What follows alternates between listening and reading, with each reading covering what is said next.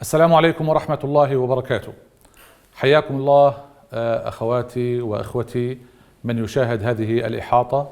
كان يفترض أن تتم في آخر الشهر، ولكن ترون جميعا التطورات التي تجري على الأرض وسياسيا، فكان لابد من القيام بها الآن، ولا بد من التأكيد على عدد من النقاط وإبراز عدد من المواقف تجاه هذه المتغيرات. استمعنا قبل يومين إلى إحاطة السيد بيدرسون في مجلس الأمن، وحقيقة وعلى الرغم من أن السيد بيدرسون يقوم بجهود كبيرة من أجل الوصول للحل السياسي، إلا أن هذه الإحاطة تضمنت قضايا لا بد من الوقوف عندها. وأود في هذه الإحاطة السريعة أن أقف عند نقطتين. النقطة الأولى أن السيد غير بيدرسون تولى مهمته منذ حوالي السنتين بعد مفاوضات طويلة قضاها سابقه دي مستورة في مفاوضات حول تشكيل اللجنة الدستورية، عندما كان النظام وحلفاء روسيا أكثر تحديدا ترفض تشكيلها تحت مظلة الأمم المتحدة.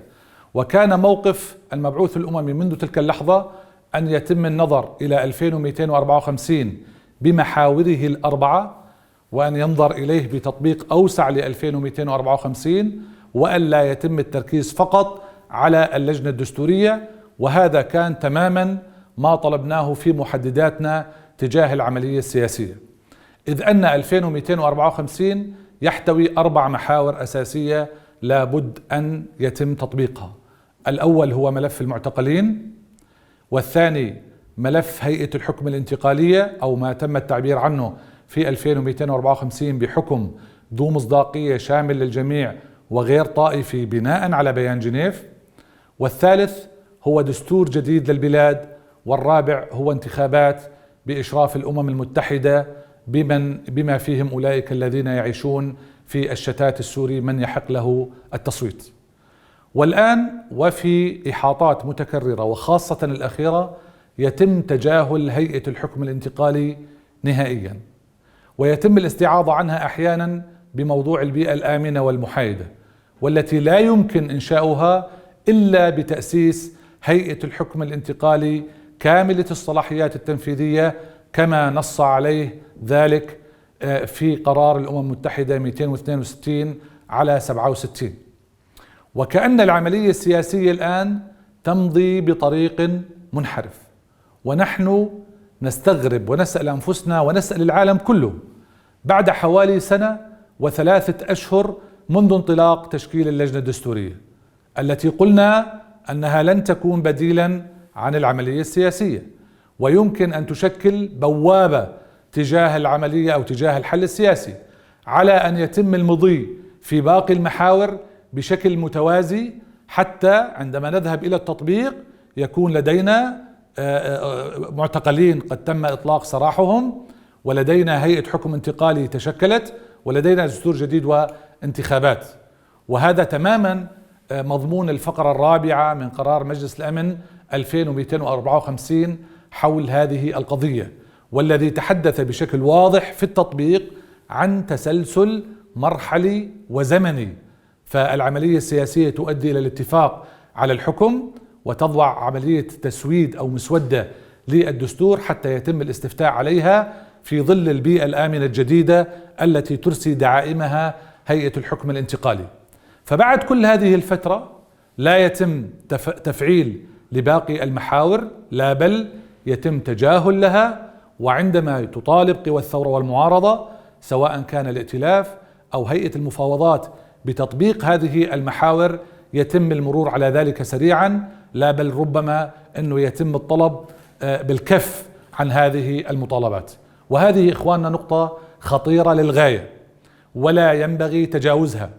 لابد للأمم المتحدة أن تعود إلى أصل وجوهر العملية السياسية، وأن تدعو إلى جولة جديدة للمفاوضات بشكل منفصل عن العملية الدستورية لمناقشة هيئة الحكم الانتقالي، التي بدونها، لنتحدث بصراحة، بدونها لا يمكن أن يعود لاجئ إلى سوريا، وبدونها لا يمكن الاستفتاء على الدستور، وبدونها لا يمكن وضع دستور جديد. أصلا سيبقى النظام معرقلا للعملية الدستورية، وبدونها لا يمكن أن يتم إجراء انتخابات.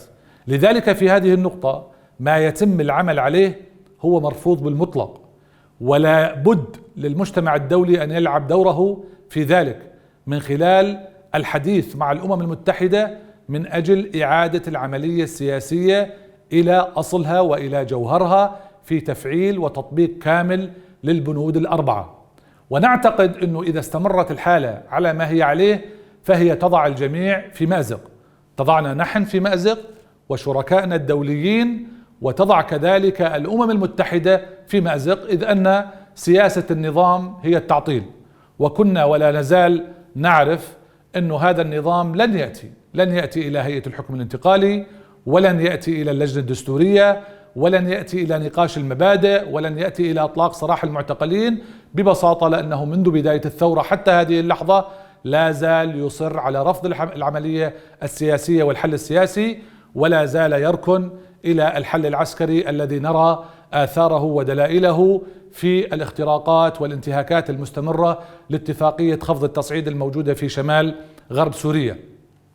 انطلاقا من ذلك لابد من إعادة تقييم، وتحدث السيد بيدرسون في إحاطته، تقييم للعملية السياسية والذهاب بها بشكل صحيح إلى ما يخدم الشعب السوري. وهنا أود الانتقال إلى النقطة الأخرى على الشكل التالي: نحن كسوريين لم نفوض أي مبعوث دولي، لا الأخضر الإبراهيمي ولا كوفي عنان ولا ديمستورا ولا السيد غير بيدرسون. هؤلاء جاءوا بتفويض دولي ولديهم مرجعية خاصة، هذه المرجعية محددة، هي بيان جنيف وقرارات مجلس الأمن من أجل تحقيق انتقال سياسي. لا ينبغي ولا يحق لهم أن يجتهدوا خارج هذا الإطار، بمعنى نحن لم نضعهم كسوريين من أجل أن يقوموا بعملية والله يعني مصالحة ولا عملية تحكيم ولا عملية، أبدا. نحن أمام عملية هدف واضح، هو الانتقال السياسي وفقا لي، ليس لما يقوله نصر الحريري وليس لما يقوله أي شخص، وفقا لبيان جنيف وقرار مجلس الأمن 2254 وقرار مجلس الأمن 2118. فنحن نحترم البعثة الأممية ومهمتها ونشكرها على أدائها طالما هي ملتزمة بهذه المرجعية. أما إذا تم الخروج عن هذه المرجعية فهذا يضعنا على مفترق طرق في علاقتنا مع هذه العملية برمتها. لا أدري ما هو تفسير الحديث في الإحاطة عن عملية العدالة التصالحية. ما معنى العدالة التصالحية؟ من أين جاءت هذه العبارة العدالة التصالحية، في حين أن حديثنا ومفرداتنا ومرجعياتنا تقول منذ سنوات أننا بحاجة إلى عملية سياسية شاملة هدفها الانتقال السياسي، فيها عملية عدالة انتقالية. هذه العدالة الانتقالية كذلك لها مرجعيات وفقا لما قام به النظام من جرائم إبادة وجرائم قتل وجرائم حرب وجرائم ضد الإنسانية وعمليات تهجير وترحيل قسري وعمليات إحلال وتوطين قسري وعديد الجرائم التي قام بها النظام. هذه الجرائم لا بد من ملاحقة من ارتكبها وإدانته، ولا بد من محاسبته وتحويله إلى العدالة. وقسم كبير من هذه الجرائم اختصاصها في محكمة الجنايات الدولية وفق ما نص عليه ميثاق روما وفقا لآليات أو شارحا لآليات عمل هذه اللجنة. أما أن نأتي بمفردات جديدة فهذا أولا إضاعة لحقوق السوريين وشرعنة لما يقوم به النظام من جرائم، وإطلاق يده وتشجيعه على ارتكاب مزيد من الجرائم إذا رأى أن المجتمع الدولي في نهاية المطاف و10 سنوات من الجرائم هو ذاهب إلى نوع من أنواع المصالحة. وهذا خروج عن قرار مجلس الأمن، خروج صريح عن قرار مجلس الأمن.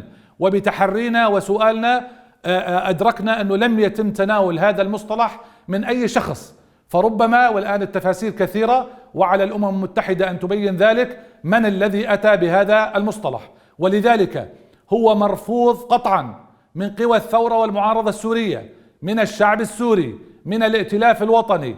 نرفض هذا المصطلح ولا نقبل إلا ببيان جنيف ذو المحاور الرئيسية الذي يؤدي إلى انتقال سياسي ومساءلة ومحاسبة للمجرمين الذين ارتكبوا جرائم ضد الشعب السوري من مختلف الجهات. ولن نمضي مع الأمم المتحدة في هذا الطريق إذا استمروا بالتعامل مع الملف السوري بهذا الشكل. رفض النظام هو المسؤول عن 10 سنوات من تعطيل الحل السياسي في سوريا.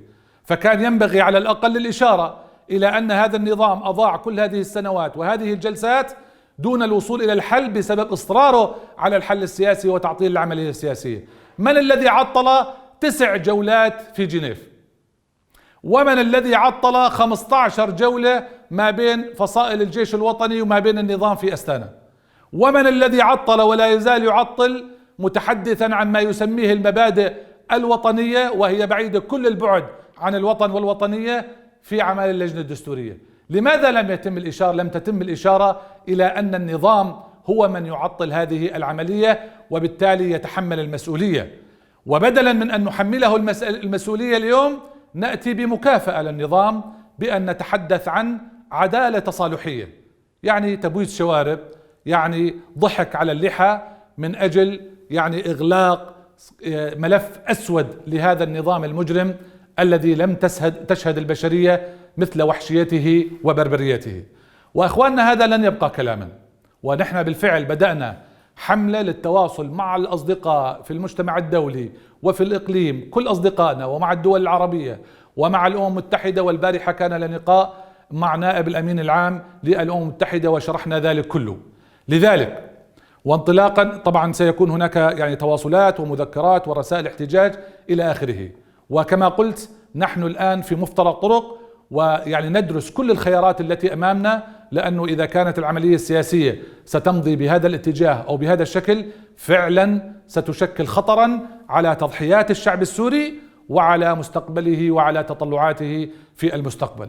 لذلك ومن أجل إنقاذ ما تبقى إن بقي شيء من مصداقية للعملية السياسية، ينبغي لنا جميعا نحن وشركائنا في المجتمع الدولي أن نتحدث بلسان صريح مع الدول الداعمة للنظام ومع الأمم المتحدة بأن هذه العملية بحاجة إلى إنقاذ، وإنقاذها يتأتى من خلال الخطوات التالية.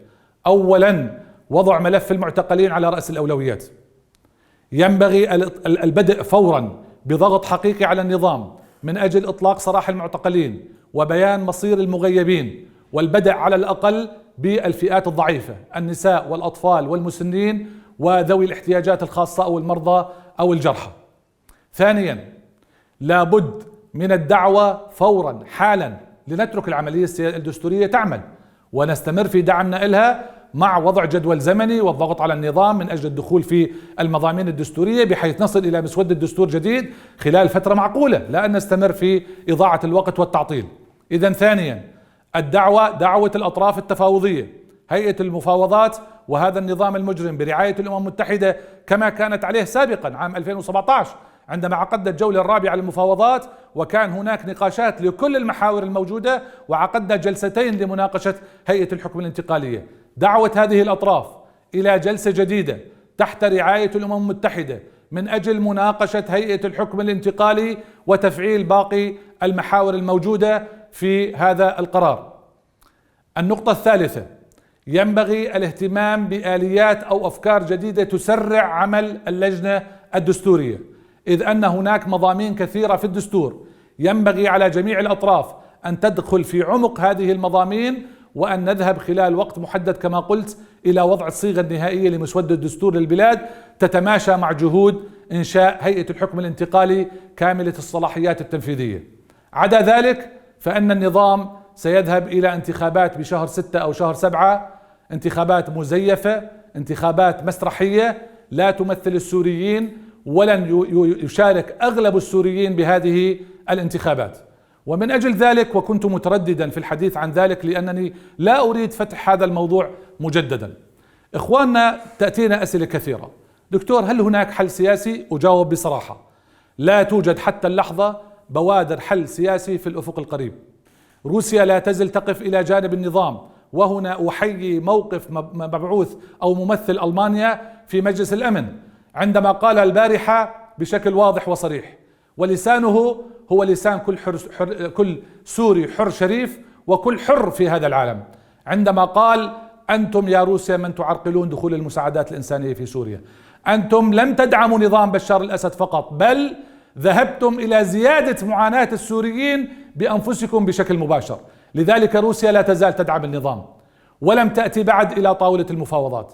لذلك لا نعتقد أن هناك حل سياسي قريب في سوريا، على العكس ربما تستمر الأحوال على ما هي عليه لفترة لا نعلم، قد تطول أو تقصر.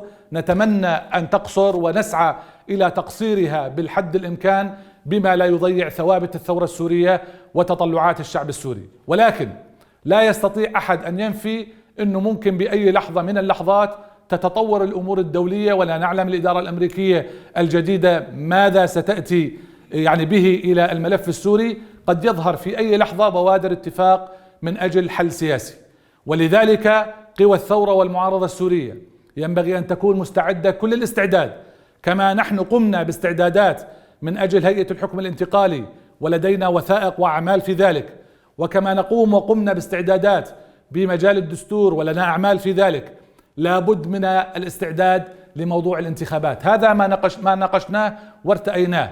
وفي سبيل ذلك قامت هيئة المفاوضات منذ أكثر من 2.5 سنين بإنشاء لجنة خاصة اسمها لجنة الانتخابات، وعمدنا إلى أنه لابد من الاستعداد إلى هذا الملف، لأنه اليوم عندنا إخواننا حوالي 14 مليون سوري مهجر.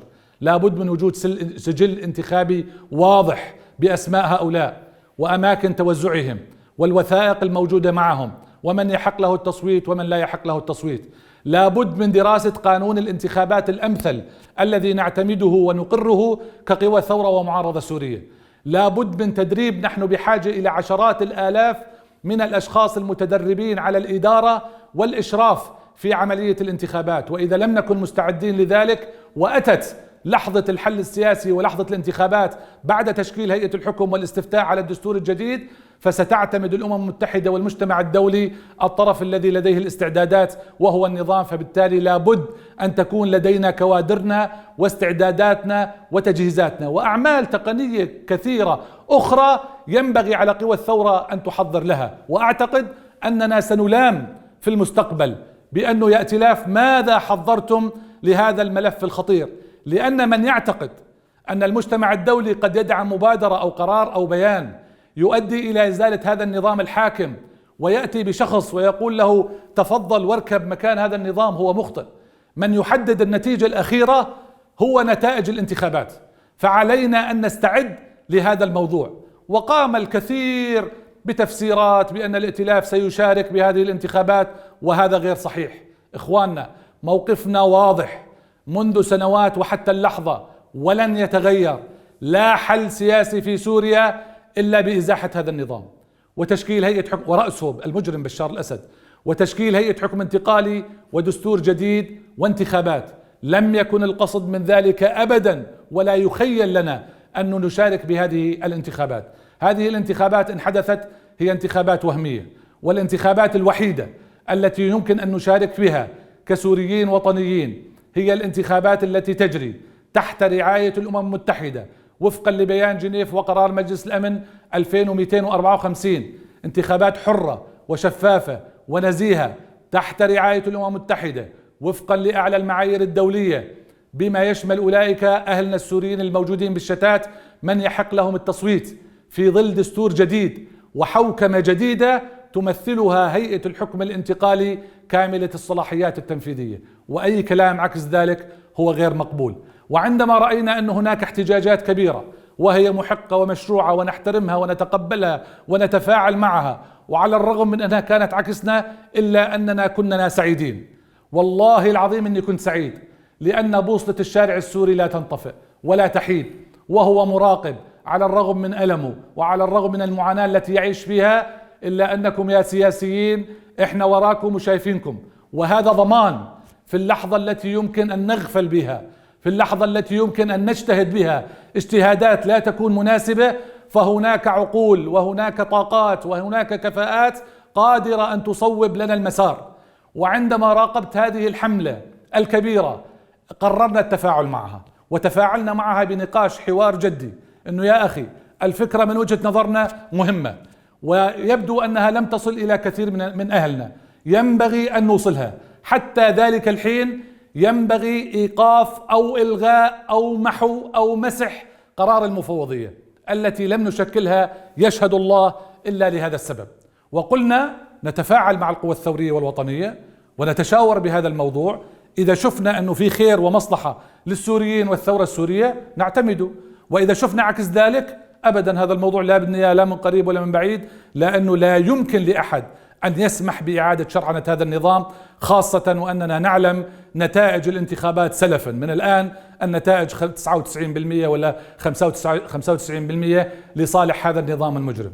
وحتى أتحدث معكم بصراحة، تلقينا الكثير من التفاعلات، والكثير شجعنا على هذا القرار بأنه تفاعلنا مع أهلنا، وهذا ما بده شكر لأنه هذا واجبنا، نحن نمثلهم، نحن صوتهم، لا يمكن أن آتي بقرار من نفسي دون أن يكون هذا يمثل السوريين. وفي نفس الوقت الكثير أكد على أهمية هذه الخطوة وأنه ينبغي إعادة تفعيل القضية، فهذا الأمر أخي الآن متروك لأهلنا، متروك لهذه الفعاليات، هذه الفعاليات التي تفاعلت مع القرار وسمعنا صوتها، عليها أن تدرس هي ما لديها من أفكار. وإذا ارتأينا كسوريين أنه علينا أن نستعد لهذا الملف نستعد له بشكل جماعي وبمسؤولية جماعية. ولكن الائتلاف هذا القرار أصبح وراء ظهره ولم يعد يناقشه أبدا، لا في اجتماعات رسمية ولا في اجتماعات غير رسمية. ولكن إذا أردتم يعني الرأي، وأنا أرأس هذه المؤسسة حاليا، يعني نعتقد جميعا أنه ينبغي الاستعداد لكل المفردات الموجودة في 2254 وبيان جنيف. إن حصل حل سياسي تكون استعداداتنا كاملة، وإن لم يحصل حل سياسي ويبدو أن الحل السياسي بعيد، يعني نكون تلافينا الخطر. وهذه الاستعدادات لا تضرنا، لا بالعكس تنفعنا، وهي تجارب مفيدة تؤدي إلى تأهيل خبرات وطاقات. لكن بالنهاية الأمر لكم، السلطة والسيادة والقرار هو بيد الشعب السوري، ولن نتخلى عن هذه القاعدة. ولكن طبيعي أنه الشعب السوري اليوم يعني نرى الحالة التي يعيش فيها، فنحاول التواصل مع أوسع قدر ممكن من الأطر والهياكل وإلى آخره التي تسهل عملية التشاور هذه، سواء بشأن موضوع المفوضية أو بشأن غيرها. إخواننا، النقطة الثالثة كذلك اللي صار عليها يعني حملة كبيرة وكذلك مشكورة، هي الوثيقة التي تم تقديمها من قبل يعني زملائنا في اللجنة الدستورية. أولا مبادئنا وثوابتنا شرحناها قبل قليل.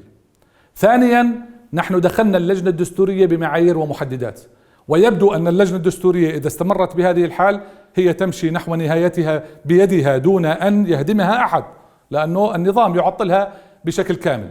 ارتضينا أن ندخل على قاعدة مجموعة من المبادئ تسمى المبادئ 12 الحية. لماذا حية؟ لأنها متفاعلة متطورة، يمكن أن نزيد عليها وإلى آخره، لكن لا يمكن أن ننقص عليها. ومبادئنا في هذه العملية هي المبادئ التي اتفقنا عليها بالدم: الانتقال السياسي، هيئة الحكم الانتقالي، العناصر الأساسية في 2254، العدالة الانتقالية، المصالحة الوطنية لها مكان وحيد، لا بل لها مكانان. المصالحة أولا نعتقد أنه نحن كقوى ثورة ومعارضة الآن بحاجة إلى أن نتصالح مع بعضنا بعد كل هذه الموجات التي أساسها يعني الشائعات وإلى آخره. ينبغي أن نجلس مع بعضنا كسوريين ونتداعى إلى حل هذه الإشكاليات بحوار منطقي موضوعي مسؤول شفاف، لأننا جميعا نتحمل المسؤولية، مسؤولية أمام الله وأمام التاريخ وأمام الشعب، ولا ينبغي على أحد أن يدرك أنه خارج المسؤولية، خاصة زملائي من شارك في قيادة مؤسسات الثورة منذ لحظة تأسيسها حتى اللحظة، خاصة كمان يعني خصوصية أخرى إخواننا الموجودين في القيادات، في الفصائل، في المجالس المحلية، في منظمات المجتمع المدني، في المجالس، في الروابط. هؤلاء كلنا يعني سنسأل عما مر بنا خلال السنوات والقرارات التي اتخذناها وكيف تعاملنا بها مع هذه الأزمات. كمان ما جرى من ملاحظات تم نقاشه في الهيئة السياسية للائتلاف، ويتم العمل مجددا على صياغة مجموعة من المبادئ الأوسع، والعملية السياسية موجودة يعني لن تتوقف، لا حدا يحلم أنه ممكن خلال فترة قصيرة تتوقف ويوصل فيها لحل. هذه الثوابت إضافة لما قدموا زملائنا من نقاط مهمة في الجولة الماضية والجولات التي سبقتها، لأنه ليست جولة واحدة، نذهب إلى جمع وشمل لكل هذه النقاط من جديد بما يحافظ على ثوابت ثورتنا وعلى تطلعات شعبنا. لا شك أن هناك الكثير مما يجب الحديث عنه وتفاصيل كثيرة على الأرض في شمال غرب سوريا، في شمال شرق سوريا، في مناطق النظام، في المواقف الدولية، الكثير الكثير. اعذروني إذا أردت أن أتحدث بهذه التفاصيل سيأخذ الوضع ساعات، فنكتفي بهذا القدر في هذه الإحاطة، ونترك باقي التفاصيل للقاءات أخرى، داعيا كل أهلي وأحبتي السوريين إخوتي اللي أنا منهم ونحن وهم مننا أن نحفز عملية حوار مستقبلية نسعى من خلالها إلى الوصول إلى مناقشة كل هذه التفاصيل والوصول فيها إلى رؤى مشتركة، علما إخواننا أنه نحن لسنا في وضع سهل، نحن دائما نخير بين المر والأمر، وهذه التوازنات الدقيقة والصعبة الداخلية والإقليمية والدولية ضمن تضحيات عظيمة قدمها الشعب السوري تبقى هي نبراسنا الأول وهي ثابتنا الأول الذي لا يمكن التخلي عنه. سيأتي يوم تعيش فيه سوريا بإذن الله حرة كريمة ديمقراطية بدون هذا النظام المجرم وبدون العصابات والميليشيات التي رباها والدول التي جلبها إلى سوريا، ونعطي لأبنائنا إن شاء الله لواء النضال مجددا نحو ديمقراطية أوسع وأشمل تضمن لهم الحياة بحرية وسلام وكرامة وأمن وازدهار ومستقبل أفضل. شكرا لكم، أسعد الله أوقاتكم، وكل عام وأنتم بخير، وخاصة لأهلنا وأخوتنا المسيحيين بمناسبة قرب حدوث عام رأس السنة، متمنيا وسائلا للمولى عز وجل أن يكون 2021 هو عام النصر وعام التحرير ونقطة التاريخ الجديدة التي ستنطلق منها سوريا نحو المستقبل. والسلام عليكم ورحمة الله وبركاته.